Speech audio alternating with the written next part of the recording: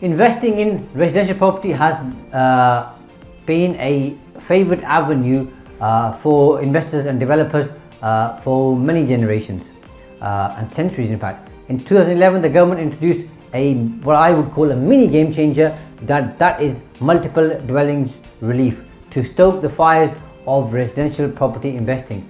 This tax relief, lovingly crafted by the government of the day, aims to dismantle barriers that once stood in the way of budding property investors. Now you might be thinking, what is multiple dwellings relief or MDR? Imagine this scenario.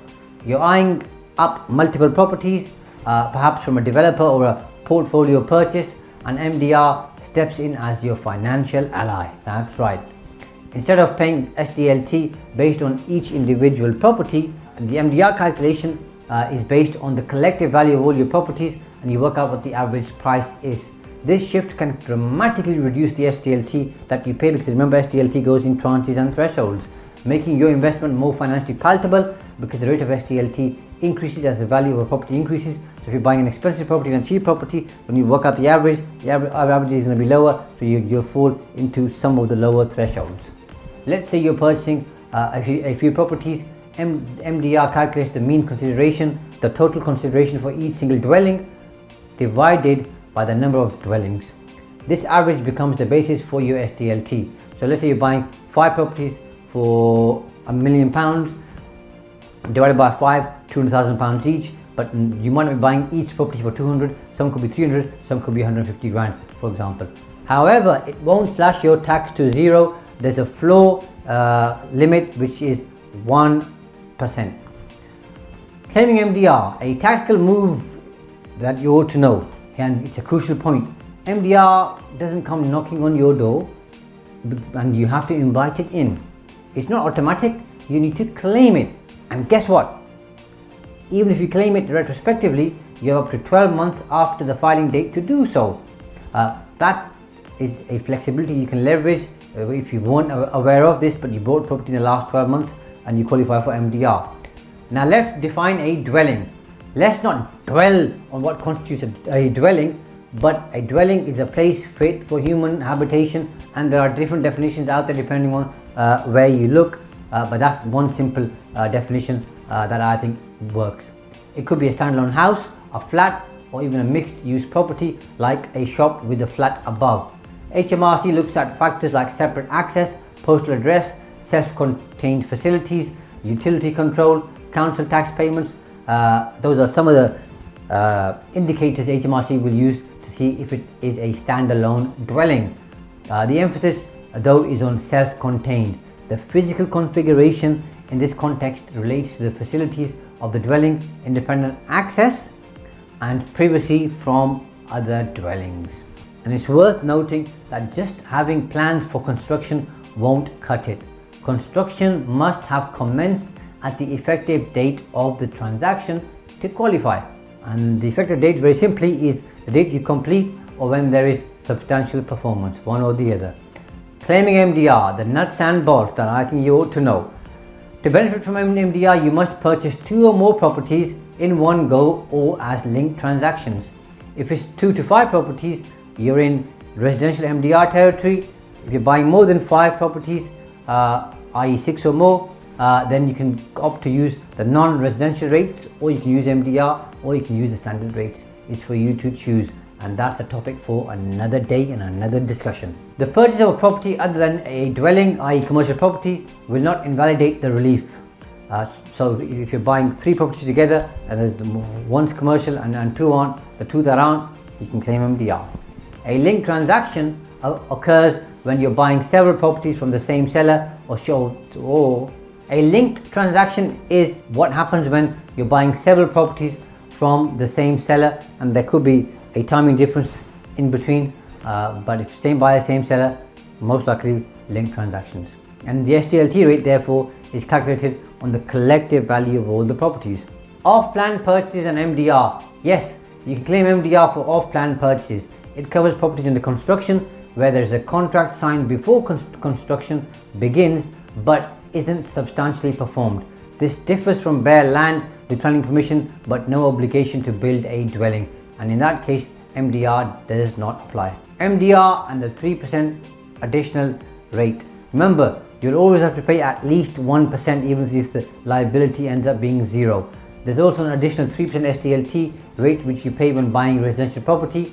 However, mixed use properties enjoy non-residential stamp duty land tax rates, sidestepping the 3% surcharge, and the thresholds in terms of how much you pay are also different, including the percentages. There is a clawback which you ought to know, because if a certain event occurs within 3 years from the effective date of a purchase, or when you dispose of a dwelling to an unrelated party earlier, the relief gets clawed back. You must pay the extra tax or SDLT within 30 days of that particular event, so bear that in mind.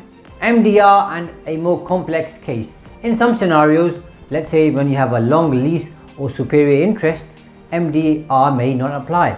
Shared ownership cases and company purchases have their own unique conditions for MDR qualification, and if they apply to you or your business, it's worth finding out. And when it comes to long leases, if you bought say 4 flats where 2 of the 4 flats are tenanted under long leases, the transaction is a relevant transaction, and the main subject matter of which includes 2 dwellings, i.e. 2 flats not tenanted under long leases. If 3 of the 4 flats are tenanted under long leases, this transaction is not a relevant transaction because only 1 flat can be taken into account, i.e. the one that is not tenanted. Therefore, you don't get MDR because you don't have multiple properties in that transaction that qualify. Let's say Jessica buys 5 flats for £1 million. The average price for MDR purposes is £200,000. £1 million divided by 5 gives you £200,000. And what this means is her liability initially would have been £71,250. It is now £30,000, saving her a whopping £41,250. A compelling example of MDR that's magical. And this is how it works. On the first £250,000, no SDLT at the standard rate, but she's paying the additional 3% if it's a second additional property. Okay, that's £7,500. Then on anything above that, which in this particular example, which takes you up to £925,000, is £675,000, where she would pay the 5% and the additional 3%, giving a total of 8%, and that equates to £54,000. So at the minute you got £7,500 plus £54,000, and on top of that, the balance of £75,000, you're paying 13%, which is 10% for the standard rate plus a 3% for the addition rate, which gives you £9,750. So on £1 million, you've got a total of £71,250. On MDR, it's a more simple calculation. You've got £200,000 per property times 3% for the additional rate for second and additional properties, because it's below the initial SDLT threshold for the nil rate band, which gives you £6,000 per property. £6,000 times 5 properties gives you £30,000. So you can see a saving of £41,250. Something a bit more involved right now, we're going to call it a bit more complicated. Let's say someone's buying a freehold block of flats, and there's 10 flats are being purchased for £1.4 million, and there's no head lease, but 5 flats are on a 99-year lease and 5 flats are untenanted. This transaction is a relevant transaction for the purposes of MDR, as it involves the acquisition, purchase of more than 1 dwelling, i.e. the 5 flats that are untenanted. The freehold is treated as if it were an interest in the individual dwellings. The chargeable consideration is apportioned between the 5 untenanted flats, the £1,250,000, and the 5 tenanted flats, £150,000. That's just the valuation that I've come up with. The rate of tax on the consideration directly attributable to the untenanted flats is set by the amount of that consideration divided by the number of dwellings concerned. And then when the tax is calculated, this figure is then multiplied by 5 to give the total amount of SDLT payable. The rate of tax on the consideration attributable to the tenanted flats is set by the chargeable consideration for the entire transaction, i.e. £1.4 million. Now next, the freeholds of 4 houses and 2 shops are purchased in separate linked transactions. The total linked transaction value is £1.5 million for the purpose of this example. The transactions involving the houses are relevant transactions for the purposes of the relief. 2 of the houses are worth £250,000 each, and 2 cost £350,000. So the dwellings on which MDR can be claimed have a value of 1.2 million and the SDLT should be based on this figure. This is calculated based on 1.2 million divided by 4, which gives you £300,000. The tax is calculated on this figure and then multiplied by 4 because you've got 4 dwellings, and the higher rate for additional dwellings will also be applicable. And if the figure came out to 0, which you won't in this particular example, but if it did, then you'd have to pay a minimum of 1%, which I've already shared with you. The transactions involving the shops are not relevant transactions for the purposes of this particular relief because they are going to be paid under non-residential rates. The shop costs each shop costs 150 grand each, and therefore £300,000 in total. However, we have to calculate the tax on this sum based on the total transaction value of 1.5 million. The total tax of 1.5 million should be apportioned to the non-residential consideration of £300,000. Calculate the tax due on the 1.5 million, then multiply by 20% to arrive at the tax due. And finally, when things change, what happens? The freehold of a building divided into 6 flats is purchased for 1.2 million and relief is claimed. The flats are then let out on a AST, an assured short-hold tenancy, but 2 years later the tenancy ceases and the purchaser begins work to convert the building into a hotel. At the time of purchase, the transaction is a relevant transaction as it involves the acquisition of more than one dwelling, i.e. the superior interest in the 6 flats where the term of the lease is 21 years or less. The rate of tax is set by the total consideration being paid divided by the number of dwellings, and as before, the higher rate for additional dwellings will be applicable.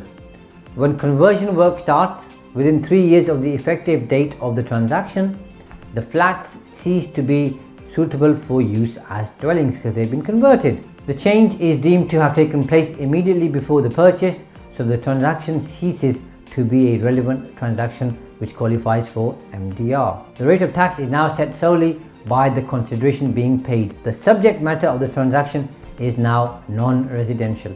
The purchaser is required to make a further return and pay additional SDLT within 30 days of conversion work starting. Choosing the MDR path before claiming MDR, make sure you carefully weigh up your options. It won't apply automatically and you have other strategies in mind, like if you're buying 6 or more flats or houses, should you use non-residential rates, should you pay the standard rate, or should you pay MDR. And it's important to seek advice from a tax expert who understands SDLT so they can help you navigate this complex terrain effectively. In the realm of property investing, MDR is your secret weapon for reducing your SDLT tax burden and maximizing your profits, or helping you with your cash flow. I say you should harness its power. Wisely and watch your property portfolio flourish with the extra cash flow you have, depending on the number of transactions that you are doing. Wherever every saving counts, every penny counts. If you like the video, click like. Any questions, and I'm sure there are going to be questions, in the comments box below. I'll answer every single question for you, and hit subscribe so that you get notified of all the SDLT and other property videos that I post regularly.